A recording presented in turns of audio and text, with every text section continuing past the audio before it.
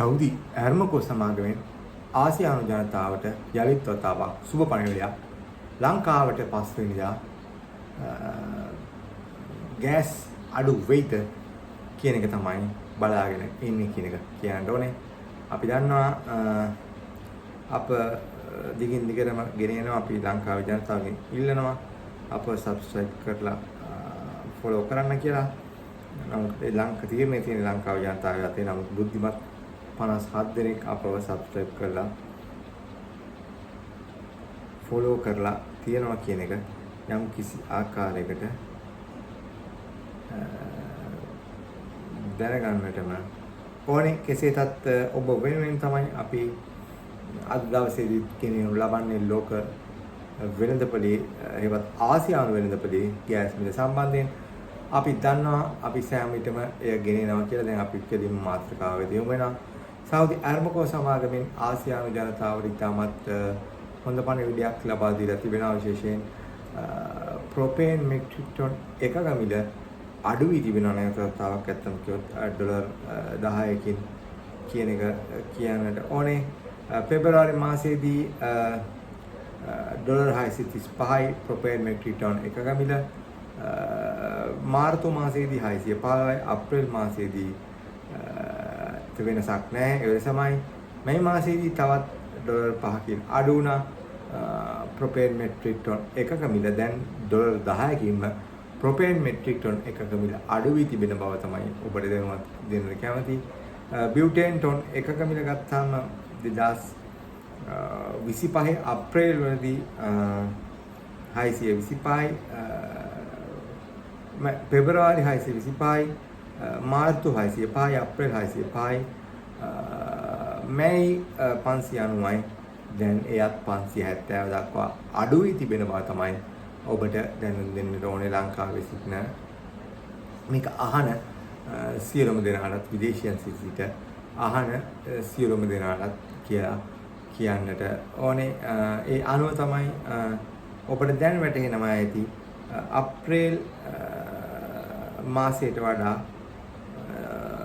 Dollar 5ක් මැයි මාසයේදී අඩු වුණා. දැන් මැයි මාසයේදී තවත් ඩොලර් 10කින් සෞදි අරාබිකෝ සමාගම ආසියානු වෙළඳ සහ පැසිෆික් කලාපයේ මිලදර්ශකයන් තීරණය කරන මිලදර්ශකයේ හිමි සමාගම සෞදි අරාබිකෝ සමාගම මිල ගණන් අඩු වී තිබෙන බව ඔබට පෙනෙනවා ඇති කියලා තමයි කියන්නට ඕනේ. විශේෂයෙන් ගත්තාම මේ ඉතාමත් වැදගත් දෙයක්. මොකද මාස ගණනාවකින් ලෝක වෙළඳපොලේ ගෑස් මිල අඩු වෙන්නේ නැහැ කියන එක අඩු වුණත් ලංකාවේ ගෑස් මිල අඩු වෙන්නේ නැහැ කියන එක මතක් කරලා දෙන්නට ඕනේ කියන එක කියන්නට ඕනේ. දැන් අපි ඉස්සෙල්ලා කිව්වා වගේ මැයි මාසයේ සාපේක්ෂව ජූනි මාසයේදී බියුටේන් ටන් එකක මිල ඩොලර් 10කින් 20 කිලෝ ප්‍රොපේන් මෙට්‍රික් ටන් එකක මිල ඩොලර් 10කින් අඩු වී තිබෙනවා තමයි අපිට දැනුම් දෙන්නට ඕනේ.